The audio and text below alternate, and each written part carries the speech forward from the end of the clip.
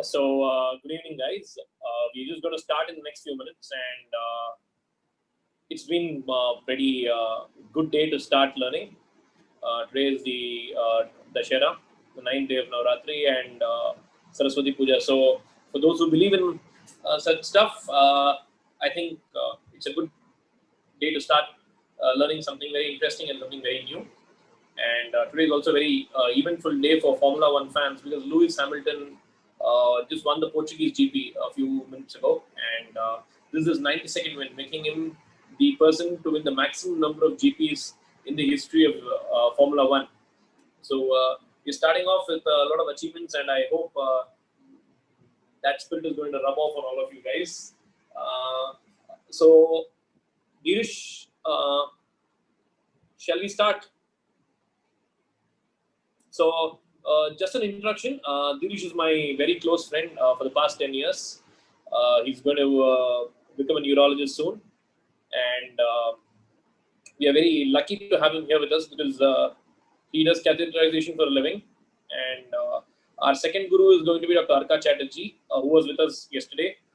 And as you all know, he's a pediatric surgery resident. And he's also going to give you a little few tips on pediatric catheterization. So we're going to see the basics of adult catheterization, followed by a few minutes of pediatric catheterization. And I feel that this is going to be the most useful session we have ever had in the mentorship group till now. Yes. Over to you, Dirish. You can share your screen. Okay. See, there are certain basics like we need to know in the during the residency program. What are maybe the super specialty we are interested in? And one such thing is the basic urinary catheterization. Okay. So thing is, whatever we would like to know, we should know a bit about the history. So it was started in the earlier 1500 BC, that is around some 3500 years back. The Egyptians started doing the urinary catheterization. But during those time, they used bronze tubes and straws, these things for catheterization. As we started evolving, we had a better understanding about the anatomy of the urethra and the types of material used in the catheters. So we started having better protocols for catheterization. So we'll see a little bit about the anatomy of the male urethra. I'm sure that you would have read about this before coming to the specialty itself. So anyways, before catheterization, it's always better to have a bit of anatomical knowledge before we touch any patient. Okay. So the length of the first is male urethra. The length of the male urethra is 18 to 20 centimeter. One clinical point which we can note it here is, say in a 60 or 70-year-old man, when you try to catheterize and the catheter almost gets in for around 14 centimeters, and after the catheter enters for around 14 centimeters, if you're not able to negotiate the catheter furthermore inside, that is into the bladder, then probably based on anatomy and based on the length of the urethra, you will be suspecting a benign prostatic hypertrophy or any other cause of the prostate, because that is where the prostatic urethra lies, right? So these are all the anatomical things which we need to correlate clinically. So the entire length of the male urethra is 18 to 20 centimeter. How do we divide the urethra?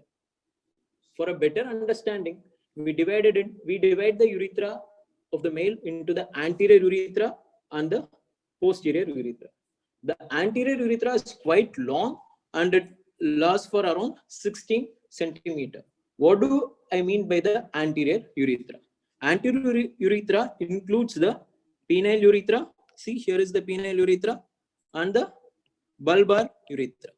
So the penile urethra is completely covered within the penile muscles, and the bulbospongious muscle covers the bulbar urethra. In men, usually the bulbospongious, these things help in ejaculation.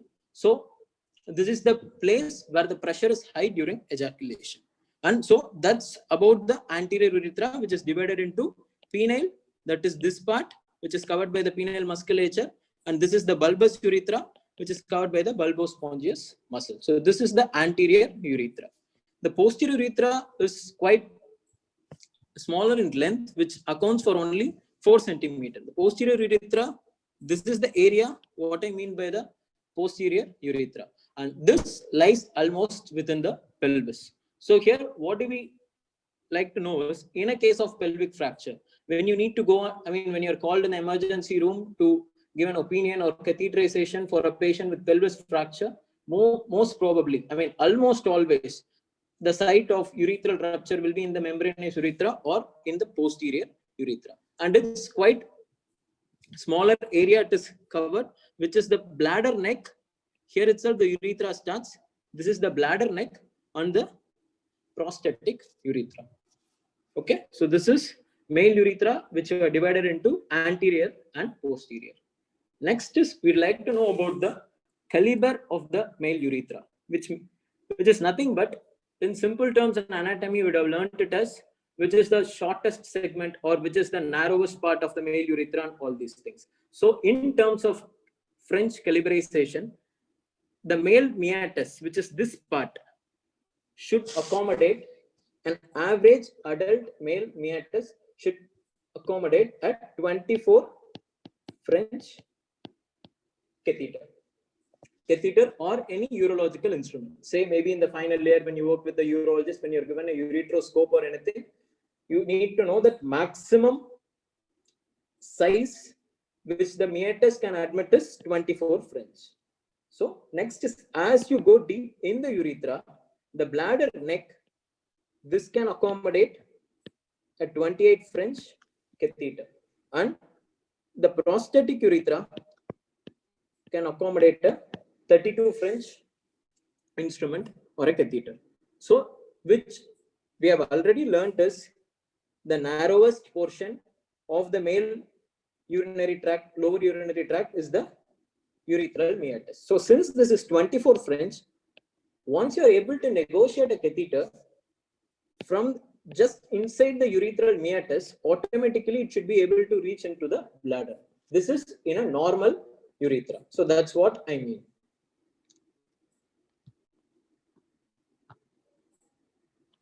Next is the female urethra. There is not much to know about the anatomy in the female urethra because it's quite small. It is just 4 centimeter and it is present along the anterior vaginal wall. And throughout the female urethra, the calibration is the diameter of the lumen is 22 French. But for male, it is from the meatus, it is 24 French. But as you go inside, that is in the prostatic and the bladder neck, it becomes 28 and 32. And what are all the indications for catheterization? You would have already did catheterizations usually during a house surgency or during a CRRI for patients who had a block, retention, or any ICU patients. So the most important thing where we do is for urinary output monitoring as a means of diagnostic procedure, where in a ICU patient where you want to know the hourly urine output.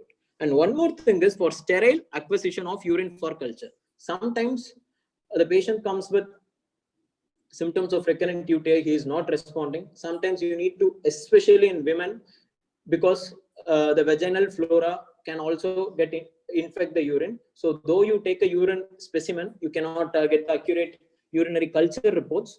So in those cases, it is always better to catheterize and then take a sample from the catheter, so which will give an accurate result before treating the patient for UTI with any blind antibiotics. And other indications are doing a urethrogram, where you just inject a dye into the urethra and look for any urethral stricture or any luminal anomalies of the urethra.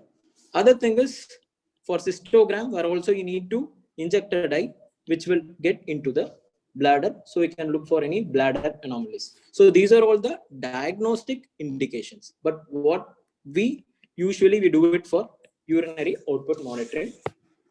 Next is, there are some other cases where we do for therapeutic conditions also.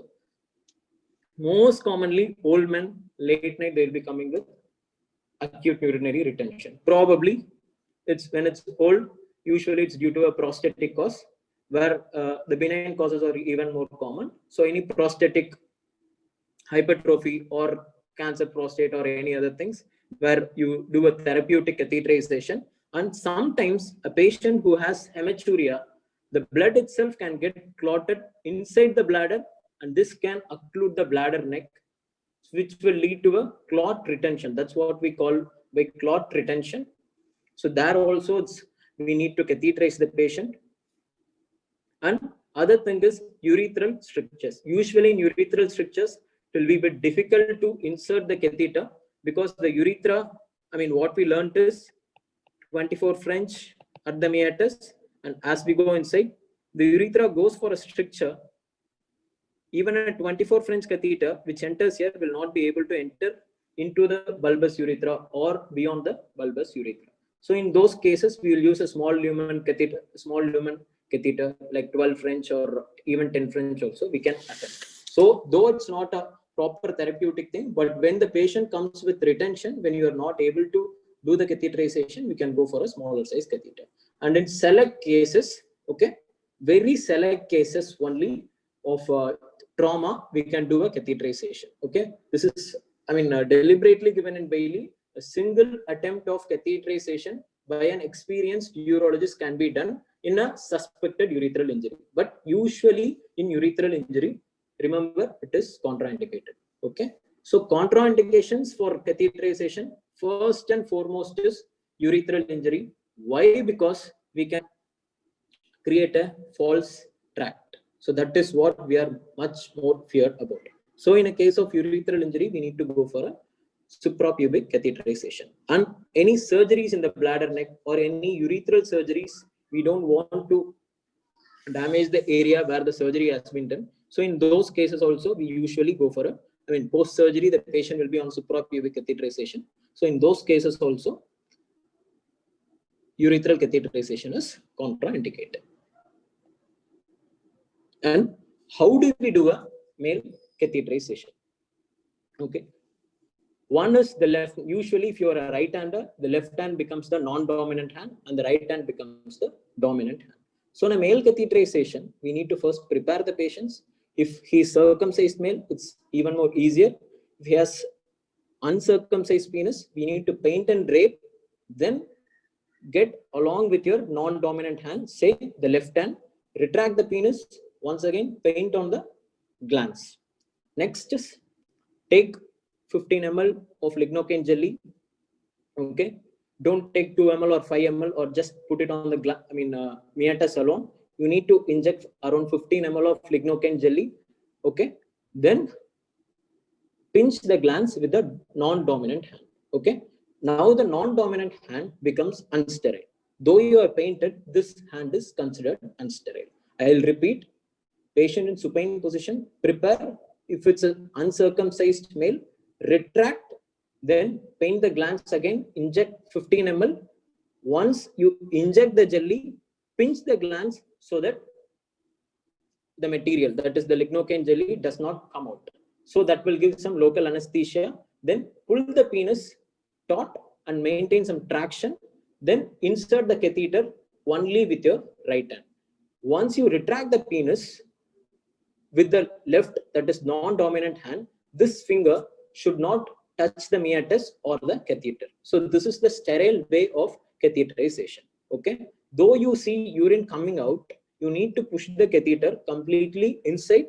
Then you see the urine, then you can fill the balloon with sterile water and not with normal saline. So one thing to remember is you need to insert the catheter only with one hand. Don't use both the hands for catheterization.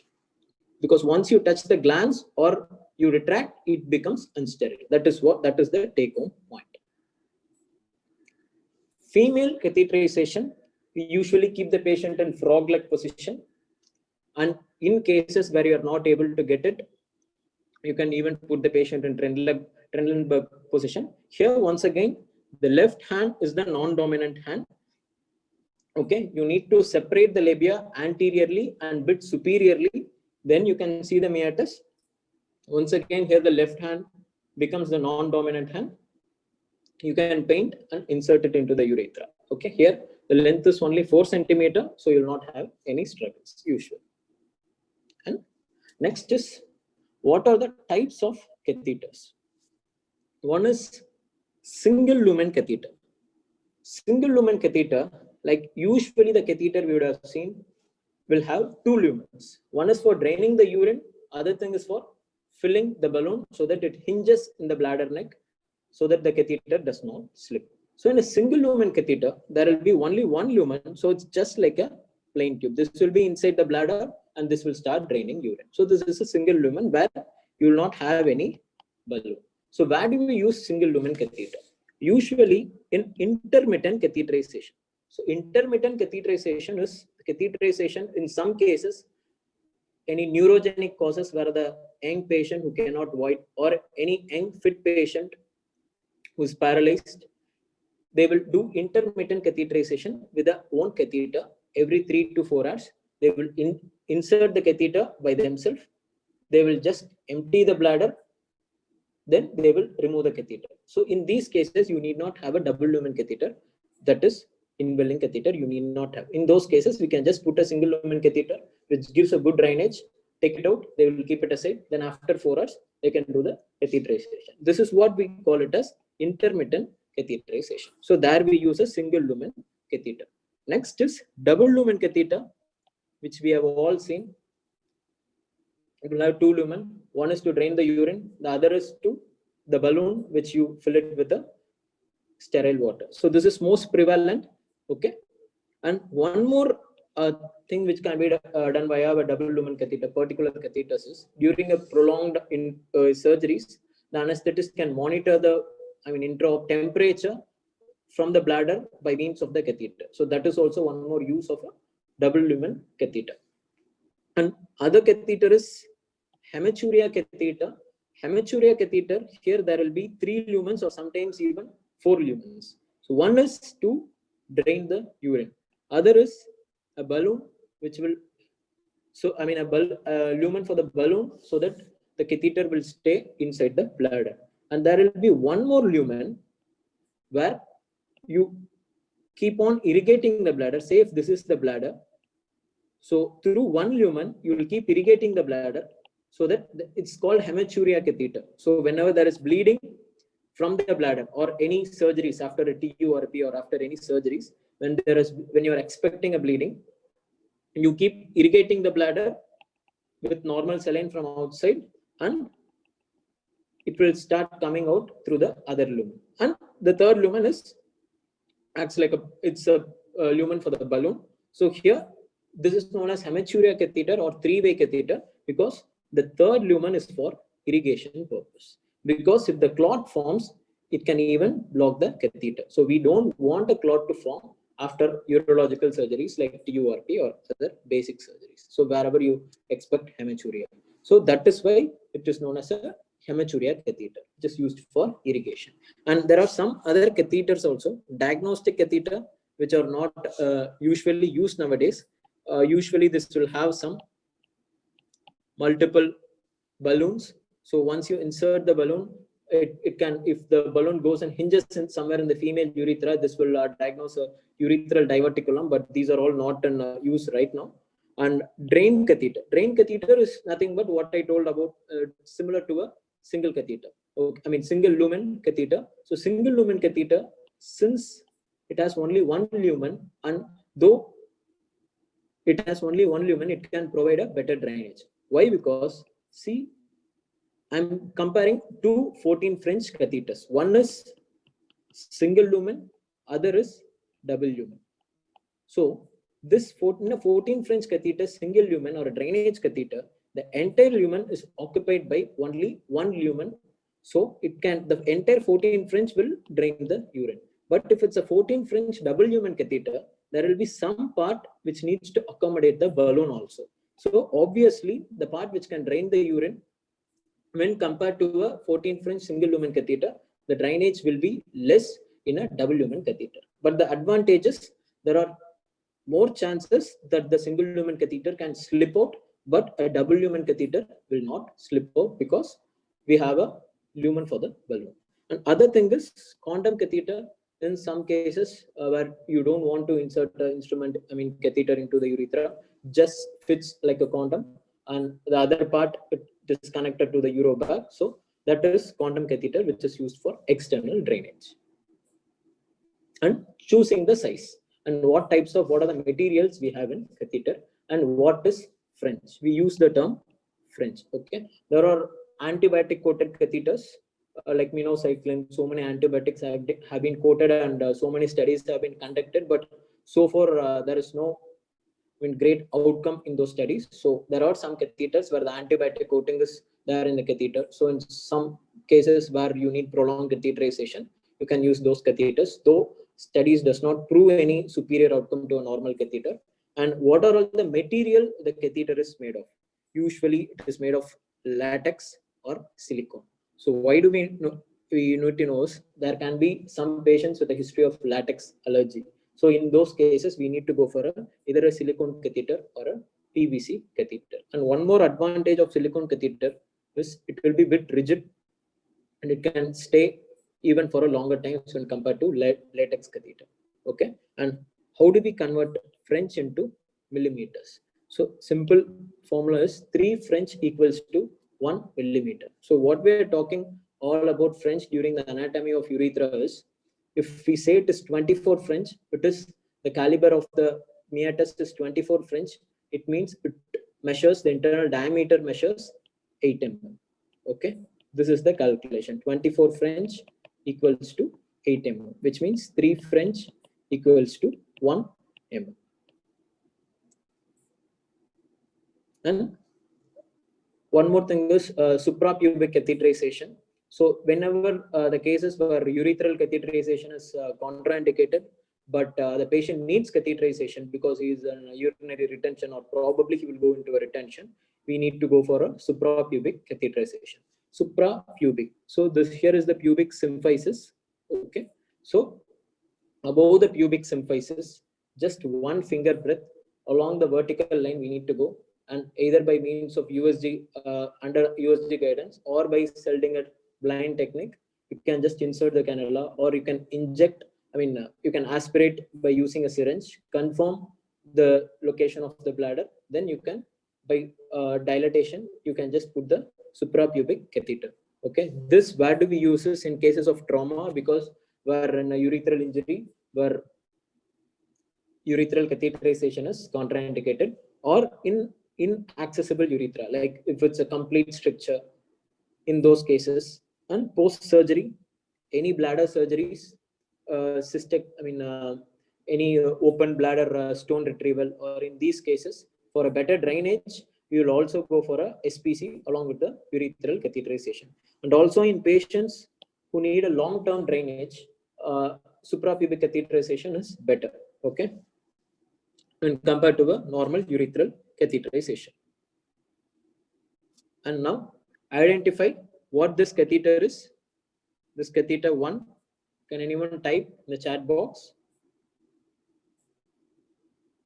So this is a condom catheter for external drainage. Okay, just like a condom, this will just snug into the penis, and here you can connect it to the urobag. So this does not enter into the urethra at all. So this is a condom catheter.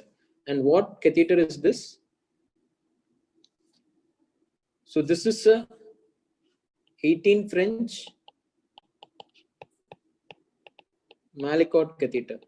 Okay, so this is a single lumen catheter. See here, there is no port for any balloon infiltration. So one disadvantage is this can slip off easily.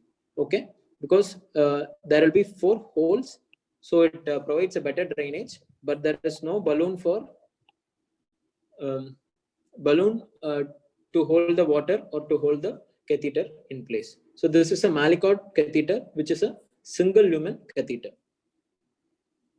And this is what I was talking about. This is the triple lumen catheter or hematuria catheter.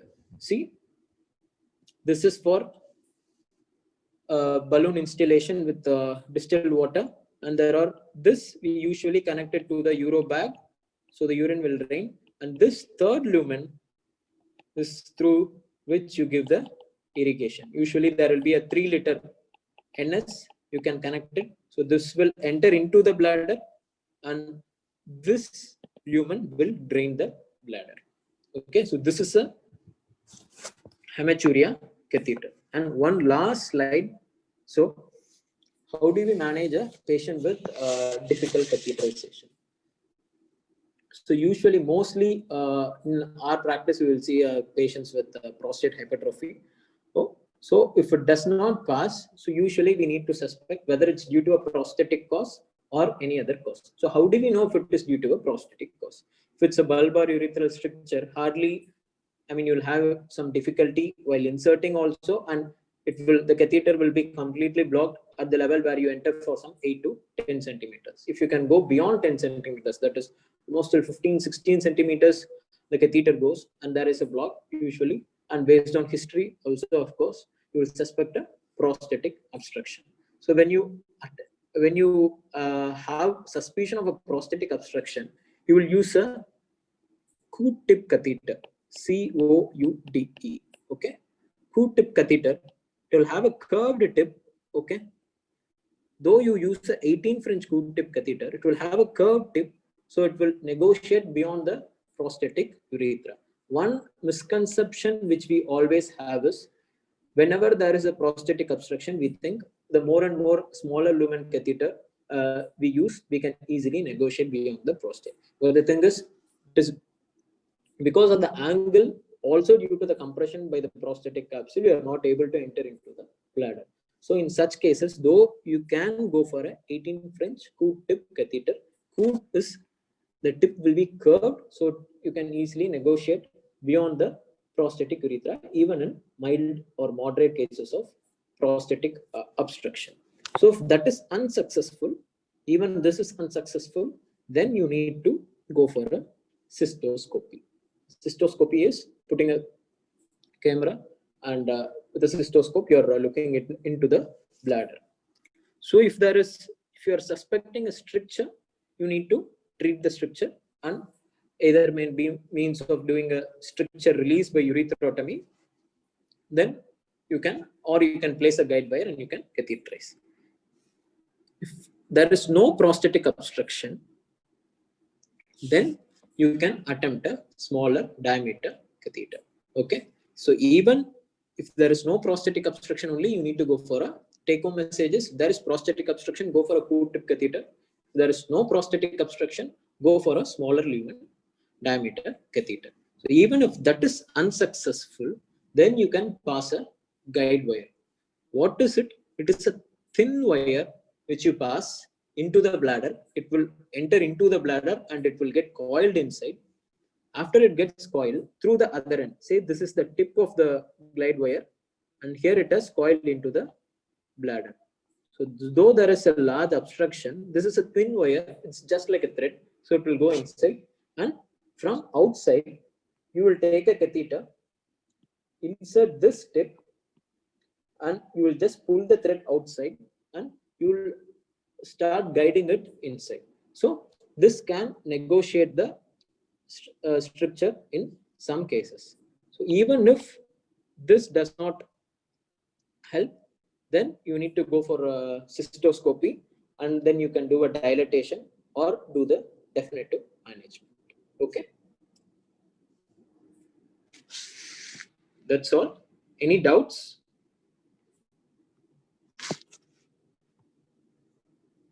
I think it was a fantastic session by Dheeraj. And I request people to flood Dheeraj with doubts, because he's more than willing to answer all your doubts. Don't feel shy. You can unmute yourself or you can ask in the chat.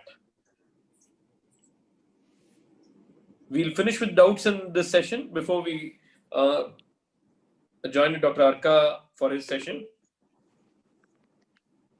Any doubts, guys? Yes, Ashvik has asked for how many days we can put the catheter inside. Usually, if it's a normal silicone catheter, you can even keep it for up to 3 months. Other catheters made of latex, you can keep it for only 1 month. But the thing is, even if you keep changing the catheter also, for a patient who is on a chronic indwelling catheter, he will definitely develop a UTI. That is, we call it as CAUTI, CAUTI, which is catheter-associated urinary tract infection. So you can keep it for 30 days, but if you keep, but though the patient is changed with the catheter for every 30 days also, if he is on catheter for a longer term, he is definitely prone for developing the infection. And also, there are high risk of developing a bladder malignancy also. But it was a good question. You can keep it for 1 month, or in some cases where you want to remove, or if the patient does not have the access to the urologist, then you can put him on a silicone catheter, which can stay for 3 months also. Dirish, I just got one more personal message. Okay. They're asking how many ml do I inflate the bulb with always on a regular basis? There has not been any specific protocol for that, but depends on the institute. But one thing is 10 ml is sufficient, because that should hold the balloon in place also. And the larger lumen you use, say if it's for a 14 or 16 French catheter, 10 ml will be sufficient. But if it's a protocol, you can even inject up to 20, 25 ml also. Because usually the doctor will catheterize, and it will be the staff nurse or the worker who will be removing the catheter. So you need to educate the people. So even if you're in a residency, if the worker or the staff nurse is going to take it out, you need to keep them informed that it's a routine protocol to inject around 20 ml, so that you need to, ask them to make sure they take out all the 20 ml before attempting the removal. So that is even more important. But no, not even Campbell says, the Campbell textbook of urology says that what's the particular amount that needs to be injected. Any other doubts? So if you don't have any more doubts, Hi, sir. Good evening. Nilesh this side. Hey, hi Nilesh, how are you? Yeah, Hi, hi sir. Nilesh. I'm good, sir. Hi, sir. Very nice session, sir. I wanted to ask, many times in emergency, we've got normal saline in place of distilled water to fill Okay. the bulb. And so what Okay. happens in the ward is that we're not able to take out the Foley's, the normal saline crystallizes, or if Correct. somebody has used a dextrose solution, it also crystallizes. Yes. So, what are the steps of how do we manage such a patient, sir? Yeah. See, the thing is, for a short-term catheterization, you can even use a normal saline. Say if it's because in our institute, after a PCNL, you can inject a normal saline, because that's what is only with a normal saline you irrigate a bladder. So it's a normal thing to inject a normal saline into the balloon also. But in those cases, you will be very sure of removing the catheter within 2 or 3 days. So though it's not to be followed, it can be accepted of injecting a normal saline, where you are going to retain the catheter for only 2 or 3 days. So if you're not able to remove the catheter, the next thing you can do is first confirm where the catheter is, and then you can go for a transrectal ultrasound guided injection. You can just aspirate the contents and you can remove it. And at the last crude method is injecting ether into it, but it will be more uncomfortable for the patient. So by means of using a transrectal ultrasound and by aspiration, you can remove the catheter in those cases. But if Okay, you sir. don't have Thank the you. facility, then ether. But ether, it will be more painful for the patient. Okay, sir. But the best thing is, even if you're going to retain it for 2 days also, don't use normal saline. Great. And I must tell you a small incident which happened recently.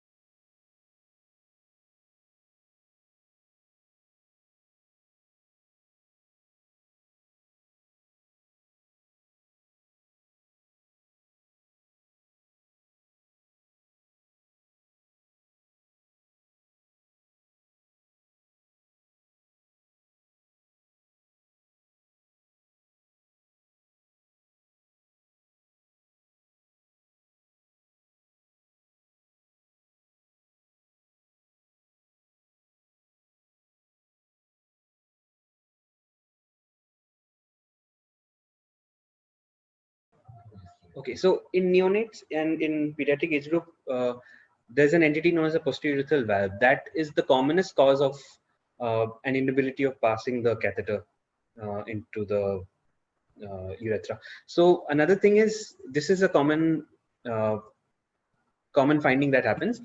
And also with this phimosis, like I explained, a very common complication that happens is the catheter gets inserted to a false passage.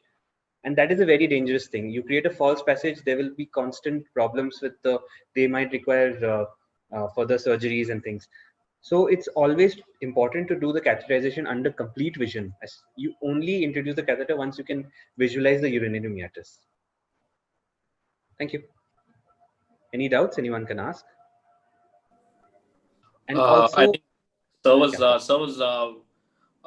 very beautifully explained the small tricks in pediatric catheterization. I think most of us would have been unaware. We would not have seen a pediatric catheterization ever in our lives. But you know, sometimes the most unexpected things strike you when you're alone. So it's always good to learn things. And so I want, if does us, let me see if anyone has any doubts. Unable to see the video. So did you post the video, sir? No, I was able to paused see it. the video. No one was able we to are see not it. able to see the video, sir. It didn't display. Okay. So can you just play it again? I'll just let you know. I think you have to go to YouTube. YouTube is not appearing on the screen. Is it not working? Or one thing you can do is, sir, you can post the link on the chat. Yeah. And, yeah, we can watch it. I'll do that. Yeah, another thing which, like someone had asked about a retained catheter, one thing which we had experienced, this happens even in the pediatric age group. So once we tried everything, we don't have easy access to ultrasound and all that, because the ultrasound only happens till around 3 in the afternoon. So the technique we use, which I would not recommend, but if you are in a very dire situation, sometimes you can inflate it with air, and because the pediatric catheter have such a small capacity, they rupture and you can bring out the catheter. This is not recommended. I'm just sharing an incident. I mean, a tip is a tip, sir, definitely. So do you have any more? Sir, you can share the link with me. I'll put it. I'll send it to the people, guys. Yeah. Yes, sir. Okay. Yeah. Okay. I think sir has put it over here. Yesterday they were asking about thesis, right? So I just had this. So they were asking about thesis, right? So like I said, PubMed is a very good website to start. So you go to PubMed. Sorry. You open PubMed. You think of a topic. Choose something which you are interested in. Do not choose something which you think you'll be stuck with and you will not like doing. So like I said, if someone is interested in doing a thesis on inguinal hernia, so you type in inguinal hernia, you'll see a lot of studies that are available to you. You can get a lot of articles are free articles. So this is one of the websites you can use. Then you have Indian Journal of Surgery. You can do the same thing. So this is another topic I was talking to you about. There's a study which says mean platelet volume and platelet distribution with levels. This you can this is usually commonly available with your complete blood count. If you go to the lab, they give you a detailed report about all this. So this is another topic. Then you have American Journal of Surgery. Again, same thing. You search for a topic you want, and then go through articles which are published. Then you have this from British Journal of Surgery. You can search for things like, there are many scoring systems in the pancreatitis, acute pancreatitis setting. There's Apache 2 scoring. So all these things, you can use this to find a topic of your liking. And like I said, the previous year's theses are all available on the internet also. For taking time on a Sunday evening. No problem. To spend time with his young kids. So I think they're also quite happy. You can just post your feedback on the chat, because it motivates the speakers and the mentors to help prepare topics. So, or you can unmute yourself and thank them. So I think I had a great time, Saturday, Sunday, 2 interesting classes.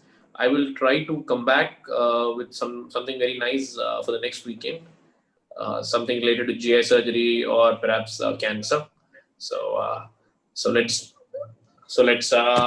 wind up today. Thank you so much. Thank you so much. Thank you, sir. Okay, guys. Thank you.